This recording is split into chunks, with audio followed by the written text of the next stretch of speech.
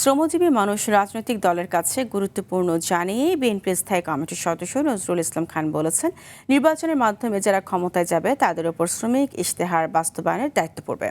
রাজধানীর শেরে বাংলা নগরে আন্তর্জাতিক শ্রমিক সংগঠনের আলোচনা সভায় তিনি এই কথা বলেন। তিনি আরও বলেন, দেশের শ্রমিক আন্দোলন ও শ্রমিকদের স্বার্থে যারা দীর্ঘদিন কাজ করেছেন তাদের সহায়তায় শ্রমিক ইশতেহার ঘোষণা হয়েছে।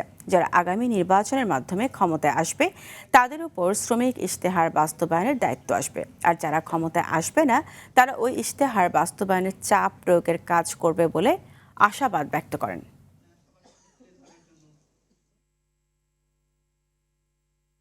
তৃপ্তি এবং আনন্দ নিয়ে শ্রমজীবী মানুষ যাতে দেশের কল্যাণে, দেশের উন্নয়নে, জনগণের কল্যাণে কাজ করে সেই দায়িত্ব আমরা নেব।